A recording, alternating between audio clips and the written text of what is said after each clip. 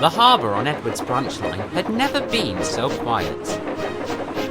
There was repair work needed to the docks, which had become bruised and battered after suffering several severe storms over many months. The big freight ships had to be diverted to other ports such as Tidmouth, but smaller boats were able to dock safely in the older quays, which had not been used for years. Bill and Ben happily supplied them with truckloads of china clay, which they had brought down from their quarry.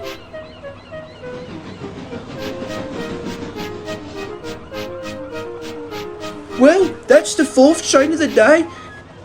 I've lost count. Seemed like any other trip to me. What? Boring? Exactly. There's nothing to do around here. It's boring seeing the same tracks over and over again. We need something exciting to do. Something to get our wheels turning. Something to get our steam raising. Well, this is your cue to say your idea. What makes you think I know what to do? I'm just as bored as you. Fine. Well, great. We have absolutely nothing to do. Let's see how fast we can get back to the quarry instead. But that is something to do, says you. I thought you didn't have any idea either. The twins set off with the empty trucks for the clay pits. The trucks were just as bored of the normality of the rally as they were.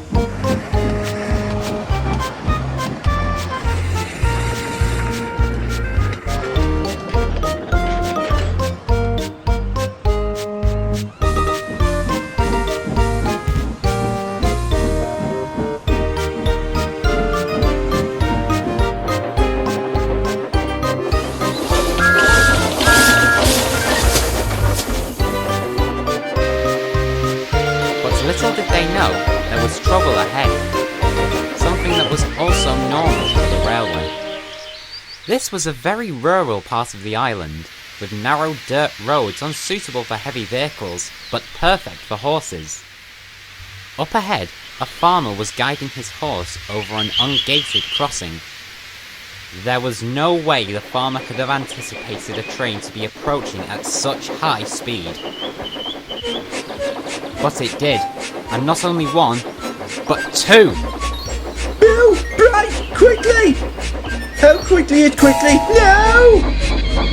The horse stopped in fright just on the other side of the crossing, as Bill and Ben skidded to a standstill.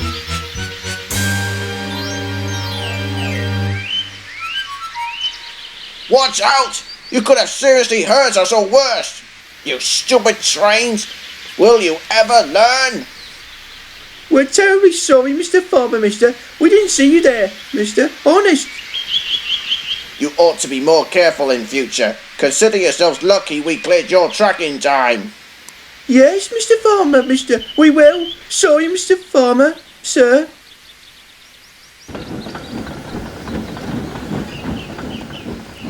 That was a close one, Bill. Let's just hope Edward doesn't hear about this.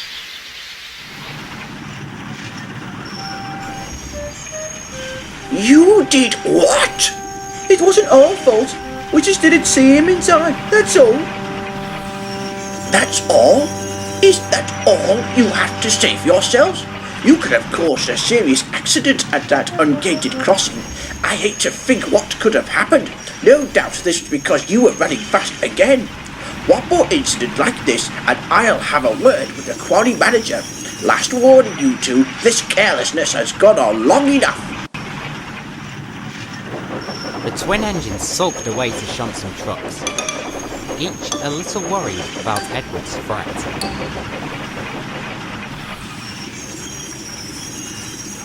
The work in the harbour took time, but small ships were still constantly on the flow in and out to sea. Things ran smoothly at first, but more storms soon arrived, and ominous dark clouds loomed opposingly overhead. Out at sea, an old tramp steamer was battling against the waves that burst against its side and threatened to take it down with them. The captain had radioed in for a tug to escort them into port, but they were all out on other duties. The captain took the decision that they couldn't take much more punishment from the wind and waves, and so telephoned ahead as they sailed on. Not long afterwards, the quarry foreman came running up to Bill and Ben, who were sheltering from the storm. Sure, will you two? You're needed out of the docks. An old tramp steamer needs your assistance. Come on. Oh, bother! Groaned Bill as they left the sheds. It's cold, and I can't burn my coal properly when it rains. You're turning into Henry. Laughed Ben. Go find yourself a nice tunnel and sit there for a while. I can pull this tramp boat thing in myself easily. Bill and Ben were still annoyed about the crossing incident, and were trying to be on their best behaviour so as to not cause any more.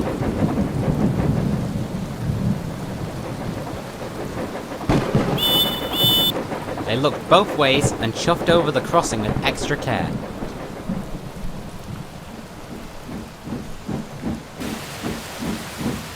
And soon they were at the docks.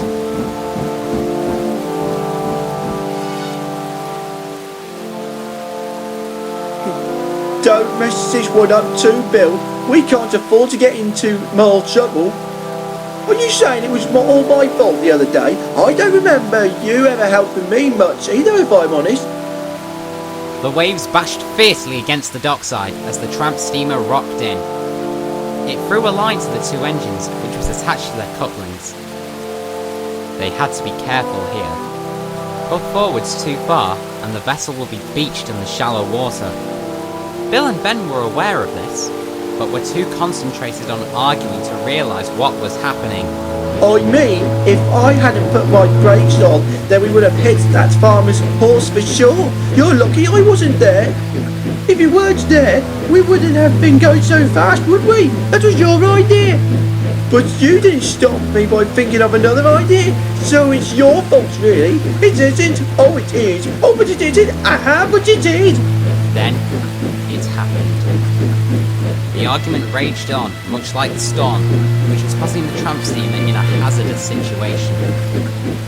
Bill and Ben steamed forwards too fast and too far. With a splintering bump, the ship hit the side of the dock and wedged itself on the seabed, which was just covered by the shallow sea water. It was stuck. Uh-oh. Now look what you've done. Are you kidding me? I had nothing to do with this. This is all your fault. The crew of the tramp steamer got out safely, but the vessel itself was going nowhere anytime soon. Not with a huge dent buckled into the side of the hull. When the twins saw the damage they'd caused, realization struck their smoke boxes like lightning. Now we're done for. Don't worry, I'll save you a track in the scrapyards.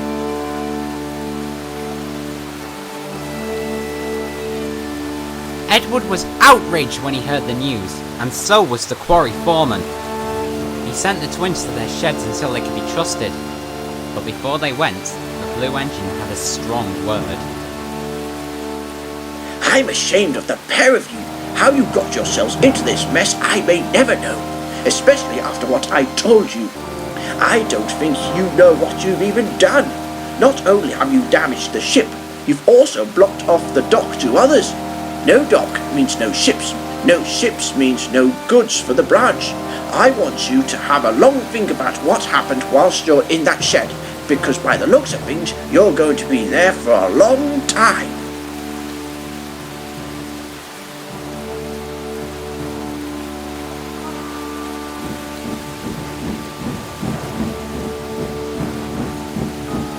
Edward really made that, Bill. I think we really got ourselves in a mess this time. Confusion and delay.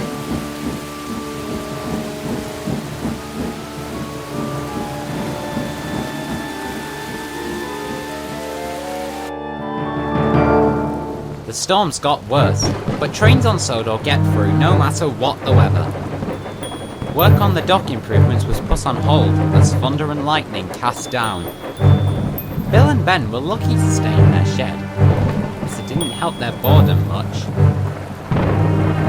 Sometime later, further north on the main line, Henry was making good time with an express passenger train. Darn, rain! I have no fear in it anymore. I have no fear of anything anymore. But it's a nuisance all the same. Up ahead, there was a bridge. But today, something didn't seem quite right about it. Henry approached cautiously, and was lucky he spotted the danger then and there. He rolled the coaches to a smooth stop. Blast! The wind has made this bridge unstable. No way am I crossing it. He watched as the bridge groaned and creaked in the wind. Then, on the other side, he saw Gordon slowly on the approach. He stopped on the other side to see what was wrong. What's the matter, Henry? Afraid of the wind now? Says the one who lost his dome in the wind. I would like to see you cross it. What with your weight? I only stopped to make sure you crossed safely, Henry. After you. I don't want to. Well, neither do I. Well then, we're stuck here. Joy. The Fat Controller arrived with Edward and the works train to survey the bridge.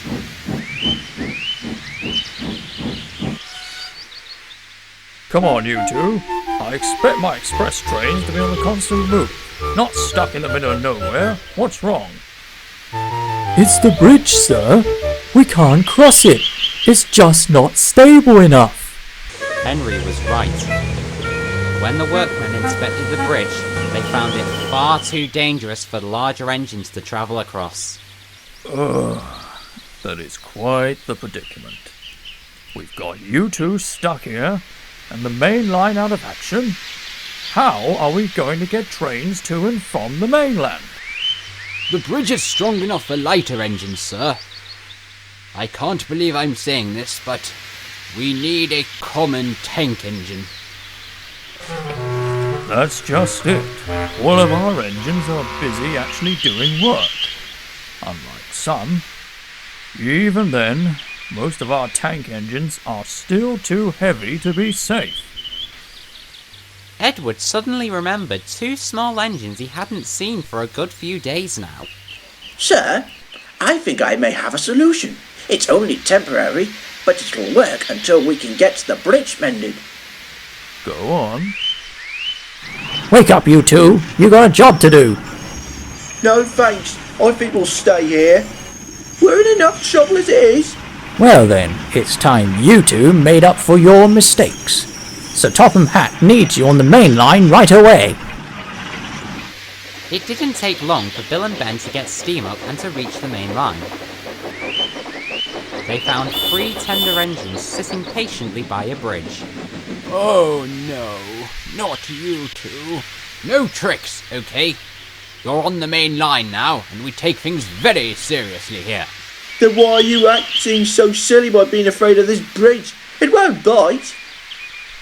Bill and Ben, I need you to help my railway out of an urgent situation. You're the only engines available to cross this bridge. So you'll be acting as a shuttle service between the next 2 stations. Do you think you can manage? I know it's quite different to working in the quarry, and the trains will be heavier. Yes, sir.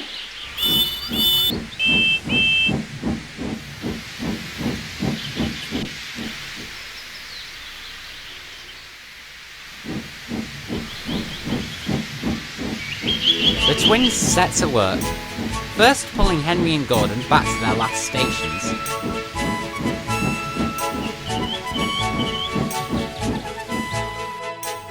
Then taking their passenger trains across the bridge safely. They did this all day, shifting goods and passenger trains whilst the workmen tended to the bridge. There were slight delays, but the passengers didn't mind. They enjoyed being taken by the smallest standard gauge engines on the island, and promised to come and see them in the quarry sometime. When the bridge was repaired, the twins came to see Edward in the yards.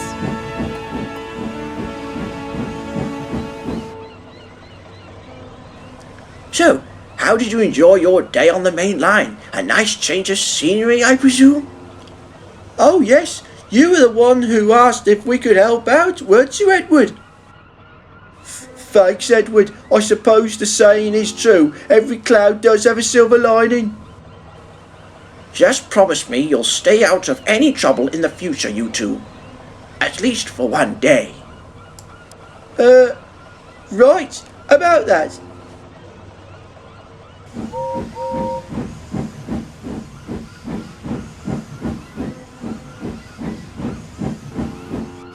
Hey! Where have you two mites put my express coaches? They're at Sudbury? Well, we thought whilst we were learning our lesson, we should teach Gordon his lesson too. Maybe if he went on a branch line again, he wouldn't think them so vinegar or whatever it was. It's vulgar! I'd fetch those coaches if I were you, or else the Fat Controller will hear about this. On your way, you two.